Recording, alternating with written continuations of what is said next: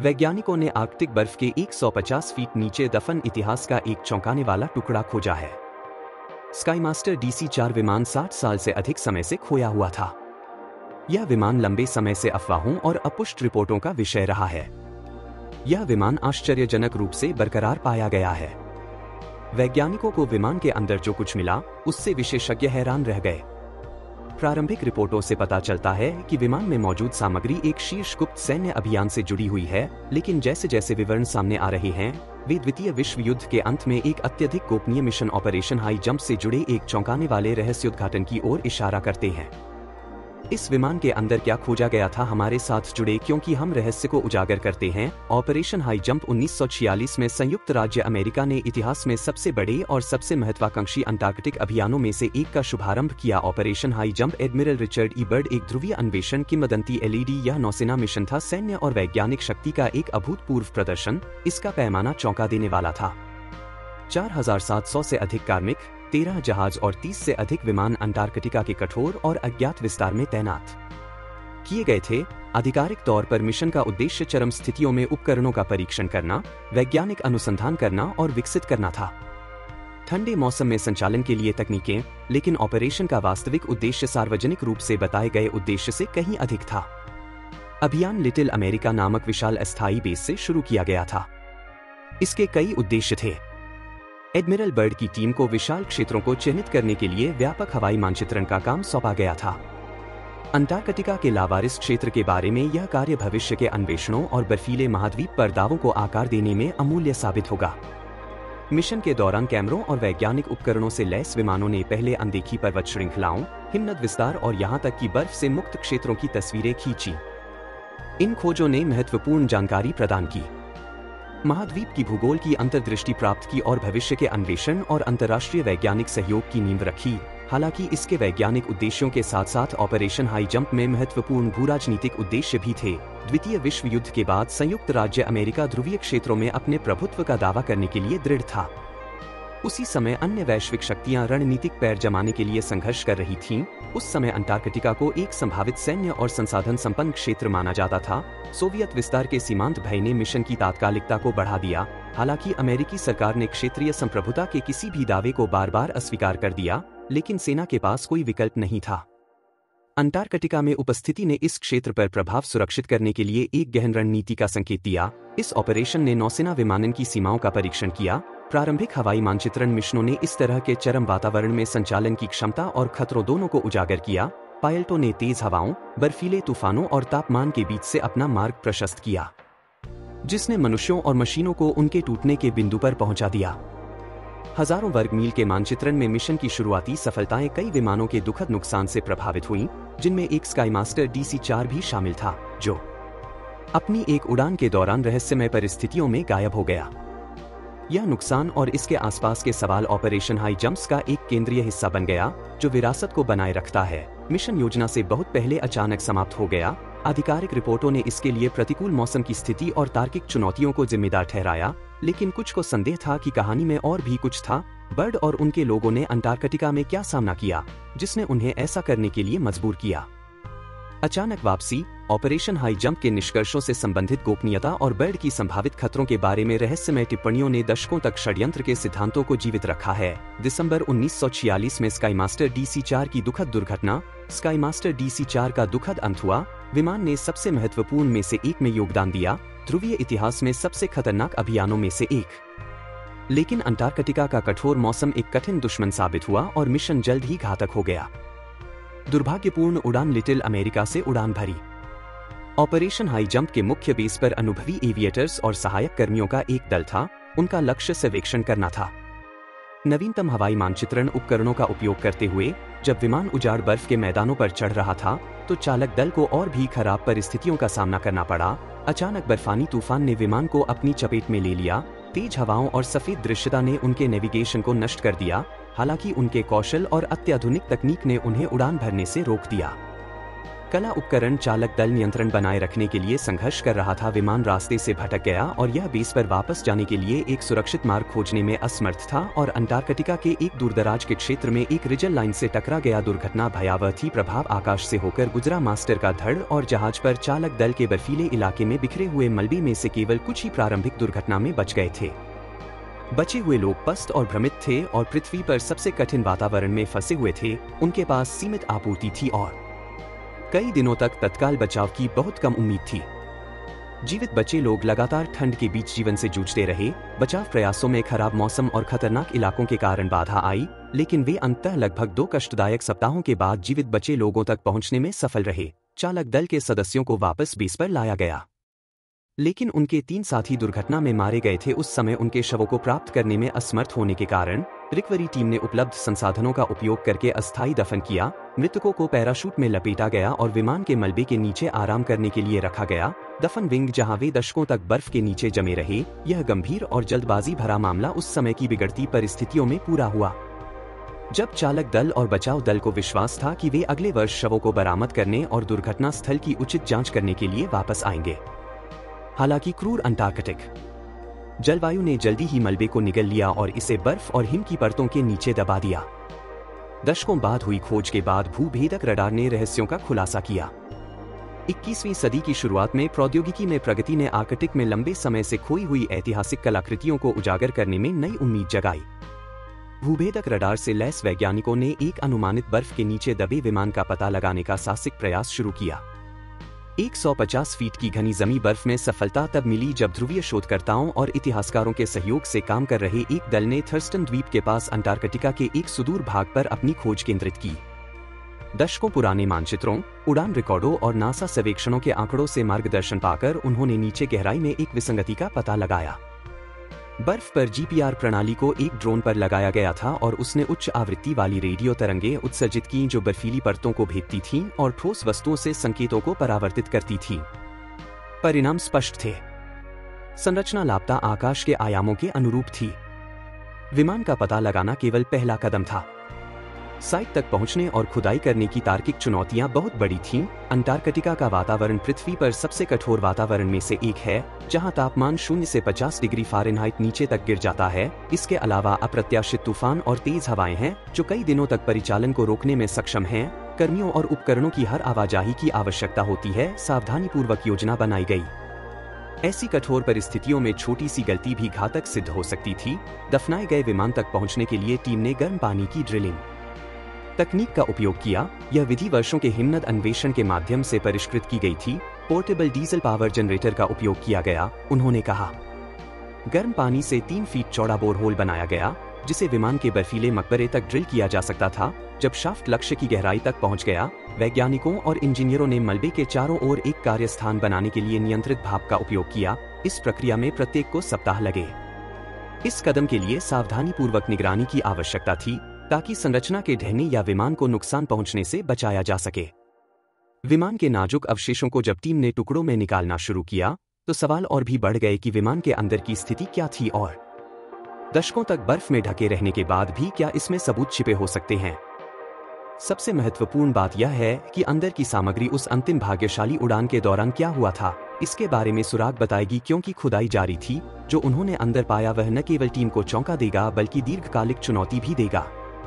इतिहास के सबसे रहस्यमय अभियानों में से एक में स्काई मास्टर की भूमिका के बारे में धारणाएं थीं। उन्होंने अंदर जो पाया वह चौंकाने वाला है। स्काई DC-4 की सावधानीपूर्वक खुदाई इंजीनियरिंग की एक उपलब्धि थी, क्योंकि वैज्ञानिकों ने मलबे के चारों ओर सावधानीपूर्वक चौड़ा किया था। विमान के धड़ की पहली झलक सामने आई थी। धातु फ्रेम आश्चर्यजनक रूप से बरकरार था। धड़ क्षतिग्रस्त था, लेकिन काफी हद तक संरक्षित रहा था।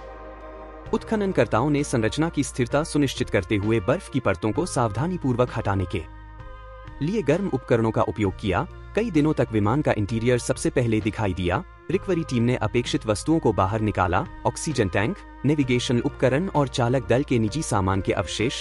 इन वस्तुओं से जहाज पर सवार लोगों के जीवन की भयावह झलक मिलती थी। हस्तलिखित नोट, तस्वीरें और वर्दियां उनकी मानवता की मार्मिक याद दिलाती थीं। लेकिन जब वे मलबे में और गहराई में गए तो उन्होंने जो देखा उससे टीम अवाक रह गई। चौंकाने वाली खोज यह थी कि अंदर एक सीलबंद कंटेनर में रखे दस्तावेज गोपनीय थे। मिशन की फाइलों पर सैन्य चिन्ह लगे थे। उनकी सामग्री कभी भी सार्वजनिक रूप से देखने के लिए नहीं थी। उनमें अंटार्कटिका के विस्तृत हवाई नक्शे थे, जिन पर ऐसे संकेत और निर्देशांक अंकित थे जो सार्वजनिक रूप से बताए गए ऑपरेशन हाई जंप उद्देश्यों से मेल नहीं खाते थे। यह चिन्ह विशिष्ट भूवैज्ञानिक विशेषताओं में रुचि का संकेत देता है, जिनमें महत्वपूर्ण प्राकृतिक संसाधनों से युक्त संदिग्ध क्षेत्र शामिल हैं। अधिक दिलचस्प बात यह है कि कुछ मानचित्र उन क्षेत्रों की ओर इशारा करते हैं जो अफवाहों के अनुसार बर्फ मुक्त मरुद्यानों, भूतापीय गतिविधि से गर्म होने वाली भूमि के हिस्सों से मेल खाते हैं। कोयला और अन्य मूल्यवान खनिजों की संभावना के कारण इस खोज ने लंबे समय से चले आ रहे सिद्धांतों को बल दिया है कि ऑपरेशन हाई जंप के वैज्ञानिक लक्ष्य इसकी भूराजनीतिक और सैन्य महत्वाकांक्षाओं के लिए गौण थे। इन मानचित्रों का उद्देश्य क्या था और क्यों इनका अस्तित्व लाक्षणिक और शाब्दिक रूप से दफन कर दिया गया था? दशकों तक बिखरे मलबे के बीच टीम ने प्रयोगात्मक सैन्य उपकरणों के टुकड़े भी खोजे जो एक मानक मानचित्रण मिशन के लिए अनुपयुक्त प्रतीत हुए। एक विशेष रूप से चिंताजनक बात यह थी कि डिस्कवरी प्रोटोटाइप घटकों का एक सेट था जो प्रारंभिक रडार और चुंबकीय पहचान उपकरणों से मिलता जुलता था। इन उपकरणों को संभवतः पृथ्वी के नीचे स्कैन करने के लिए डिजाइन किया गया था। खनिज जमा या भूमिगत संरचनाओं सहित भूमिगत सुविधाओं के लिए बर्फ उनकी उपस्थिति ने एक परेशान करने वाला सवाल उठाया था कि क्या आकाश मास्टर का मिशन पूरी तरह से टो ही था या इसे कुछ और गुप्त सुसज्जित किया गया था। रहस्य को जोड़ने वाली बात यह थी कि पहली बार विमान के कार्गो होल्ड में एक असामान्य बेलनाकार वस्तु मिली थी।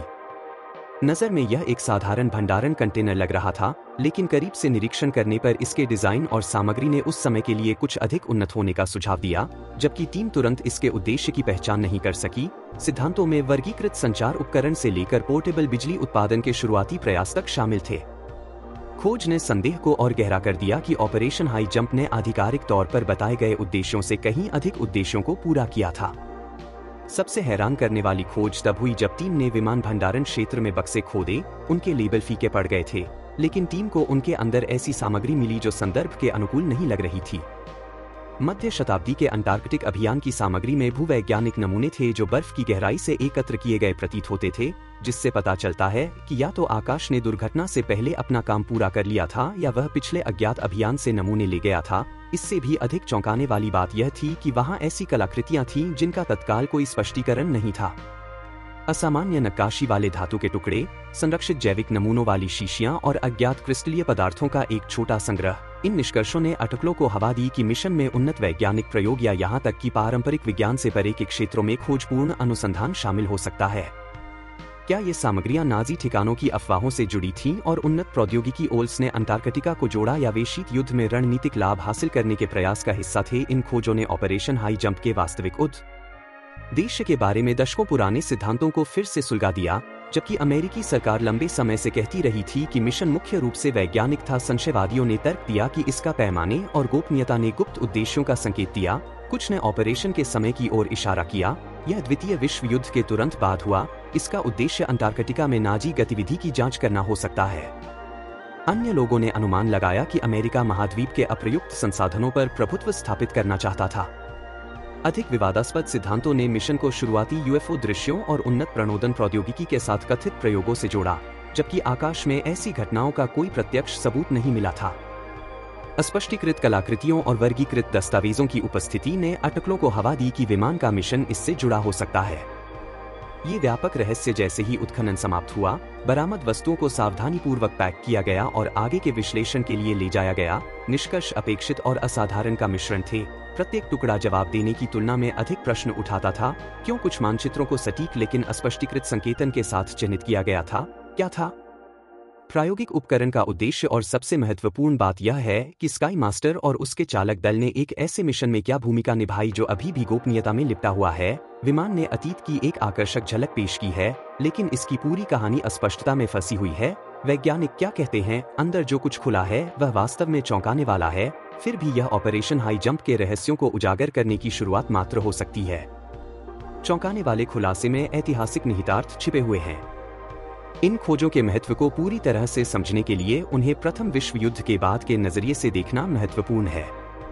भूराजनीतिक तनाव 1940 के दशक का उत्तरार्ध गहन अनिश्चितता का समय था। वैश्विक शक्तियां अज्ञात क्षेत्रों में प्रभाव के लिए होड़ कर रही थीं। इस पृष्ठभूमि में जमे हुए विमान में मिले निष्कर्षों से न केवल ऑपरेशन हाई जंप के बारे में जानकारी मिलती है, बल्कि गुप्त मिशनों, प्रयोगात्मक प्रौद्योगिकियों और अंतरिक्ष यान के स्थायी रहस्यों के बारे में सिद्धांतों को भी बल मिलता है। अंटार्कटिका में ऑपरेशन हाई जंप का समय संयोग नहीं था। द्वितीय विश्व युद्ध के बाद संयुक्त राज्य अमेरिका ने उभरते सामरिक क्षेत्रों में प्रभुत्व स्थापित करने की कोशिश की। अपने अप्रयुक्त संसाधनों और संभावित सैन्य महत्व के साथ आर्कटिक और अंटार्कटिक क्षेत्र जल्दी ही रुचि के क्षेत्र बन गए। वर्गीकृत खोज की गई।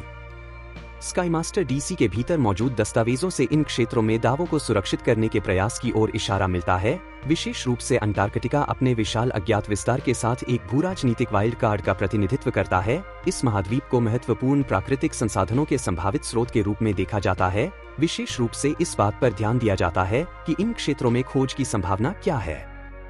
कोयले के भंडार, यूरेनियम और तेल क्षेत्र के मानचित्रण और अन्वेषण में अमेरिकी सेना की रुचि प्रतिद्वंद्वियों, विशेष रूप से सोवियत संघ से आगे निकलने के लिए एक सुनियोजित रणनीति का सुझाव देती है। तथ्य यह है कि स्काईमास्टर उन्नत टोही उपकरणों से सुसज्जित था। यह आगे चलकर सेना के ऑपरेशन हाई जंप को एक से अधिक के रूप में उपयोग करने के इरादे को रेखांकित करता है। मात्र वैज्ञानिक अभियान ऑपरेशन हाई जंप के आसपास सबसे लगातार और विवादास्पद सिद्धांतों में से एक द्वितीय विश्व युद्ध के दौरान अंटार्कटिका में गुप्त नाजी ठिकानों की कथित उपस्थिति है। नाजियों को तकनीकी नवाचार और अपरंपरागत अनुसंधान के साथ उनके जुनून के लिए जाना जाता था। कुछ खातों से पता चलता है कि जर्मन सेना ने वास्तव में संभवतः तीसरे रेह के पतन के बाद उन्नत हथियार अनुसंधान या यहाँ तक कि कार्मिक को छिपाने के खाई प्रयास के हिस्से के रूप में अंटार्कटिक जंगल में सुविधाएं स्थापित करने में कामयाब रहे। आकाश के भीतर की खोजों ने इन दावों को थोड़ी संभावना प्रदान की। धातु जैसी असामान्य कलाकृतियां, कार्गो होल्ड में पाए गए रहस्यमय नक्काशी और क्रिस्टलीय पदार्थों वाले टुकड़ों ने अटकलों को हवा दी है कि मिशन ऐसी सुविधाओं के अवशेषों की जांच कर रहा होगा, और इस रहस्य को और भी गहरा कर दिया है कि अंटार्कटिका को शुरुआती यूएफओ के देखे जाने से जोड़ने वाली लंबे समय से चली आ रही अफवाहें और भी रहस्यपूर्ण हो गई है। प्रायोगिक प्रणोदन प्रौद्योगिकियां 20वीं सदी के मध्य में अज्ञात उड़ान वस्तुओं की रिपोर्टों में उछाल देखा गया था। कुछ सिद्धांतकारों ने दावा किया था कि अंटार्कटिका इन रहस्यमय घटनाओं का केंद्र था। इन विचारों के समर्थकों का तर्क है कि महाद्वीप के आसपास के चरम अलगाव और गोपनीयता ने इसे उन्नत परीक्षण के लिए एक आदर्श स्थान बना दिया। विमान या यहाँ तक कि बाह्य अंतरिक्ष गतिविधि स्काइम से बरामद उपकरण, जिसमें प्रोटोटाइप रडार घटक और एक पोर्टेबल पावर स्रोत जैसा बेलनाकार उपकरण शामिल है, ने इन सिद्धांतों को फिर से प्रज्वलित किया है। उनकी उपस्थिति ने विद्युत चुंबकीय प्रणोदन और चुपके प्रौद्योगिकी के साथ शुरुआती प्रयोगों की तुलना की है। क्या आकाश मास्टर मिशन हो सकता था? यदि ऐसा है तो यह आधुनिक युद्ध और विमानन के विकास में एक महत्वपूर्ण मील का पत्थर होगा। प्रत्यावर्तन और संरक्षण में चुनौतियां। स्काईमास्टर DC-4 के चालक दल के अवशेषों और उनके साथ मौजूद कलाकृतियों को पुनः प्राप्त करना एक अत्यंत चुनौतीपूर्ण और संवेदनशील वैज्ञानिक प्रयास था। वैज्ञानिक सटीकता और नैतिक जिम्मेदारी सर्वोपरि थी। इस प्रक्रिया में 7 दशकों से बर्फ में संरक्षित सामग्रियों को निकालना शामिल था और अंटार्कटिका की सबसे भयावह विमानन आपदाओं में से एक के दौरान खोए हुए जीवन को सम्मानित करना भी शामिल था, जो कि पहली प्राथमिकता थी। रिकवरी टीम को गिरे हुए चालक दल के अवशेषों को अत्यंत सम्मान के साथ संभालना था। अत्यधिक ठंड के कारण अवशेष उल्लेखनीय रूप से अच्छी तरह से संरक्षित थे। हालांकि इस संरक्षण ने अपनी चुनौतियां पेश की। जमे हुए अवशेषों को स्थानांतरित करना और अधिक नुकसान से बचने के लिए सावधानीपूर्वक योजना की आवश्यकता होती है। यहाँ तक कि मामूली मिशलिंग भी फ्रैक्चर का कारण बन सकता है। नैतिक दृष्टि से अवशेषों को वापस भेजने के निर्णय में चालक दल के वंशजों से परामर्श करना शामिल था। कई परिवारों के पास दशकों से अनुत्तरित प्रश्न थे। यह पुनर्प्राप्ति समापन के लिए एक अवसर का प्रतिनिधित्व करती थी। साथ ही अंटार्कटिक संधि प्रणाली जो गतिविधियों को नियंत्रित करती है, उस पर भी प्रतिबंध लगा दिया गया था। महाद्वीप के लिए यह अनिवार्य है कि सभी परिचालनों में नाजुक पर्यावरण का सम्मान किया जाए और अनावश्यक व्यवधान से बचा जाए। मानव इतिहास के सम्मान और प्राचीन अंटार्कटिक पारिस्थितिकी तंत्र की सुरक्षा के बीच इस संतुलन के लिए अवशेषों को सुरक्षित रूप से निकालने के लिए कई अंतर्राष्ट्रीय संगठनों की भागीदारी की आवश्यकता थी। टीम ने अत्याधुनिक क्रायोजेनिक उपकरणों का उपयोग किया। परिवहन के दौरान बर्फीली स्थिति बनाए रखने के लिए शवों को विशेष कंटेनरों में रखा गया था, ताकि उनकी बर्फीली अवस्था बरकरार रहे और फोरेंसिक विशेषज्ञ उन्हें खराब होने के जोखिम के बिना अध्ययन कर सके।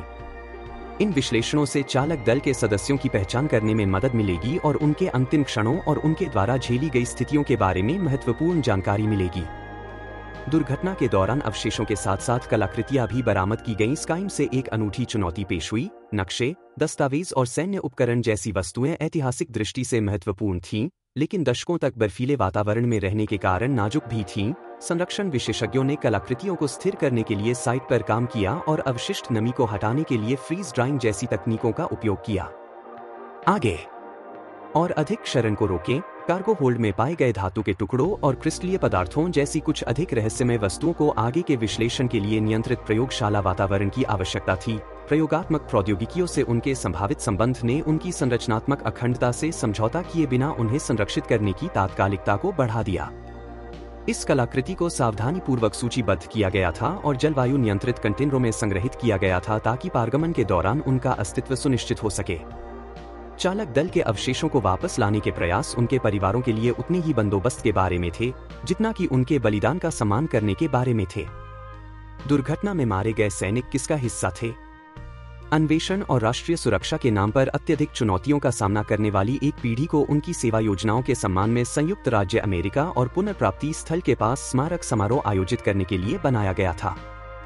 ये समारोह न केवल चालक दल के योगदान को स्वीकार करते थे बल्कि उन्हें श्रद्धांजलि भी देते थे। ऑपरेशन हाई के दौरान अपनी जान जोखिम में डालने वाले अनगिनत अन्य लोग प्रत्येक प्रश्न का उत्तर देने के लिए जंप और इसी तरह के मिशन स्काई एक दर्जन से अधिक चीजें पीछे छोड़ जाता है। ध्रुवीय क्षेत्र रों के बर्फीले विस्तार में क्या छिपा रहता है? क्या अन्य खोए हुए विमान हो सकते हैं? अभियान या कलाकृतियां इतिहास के विस्मृत अध्यायों को समझने की कुंजी रखती हैं। आर्कटिक और अंटार्कटिक अपने रहस्यों की रक्षा करना जारी रखते हैं। केवल उन्नत प्रौद्योगिकी और अथक जिज्ञासा के साथ ही हम उन्हें उजागर कर पाएंगे। अभी भी ऐसे स्थान हैं जहां इतिहास खोजे जाने की प्रतीक्षा कर रहा है, मौन अछूता है और एक बार फिर दुनिया को चौंकाने के लिए तैयार है।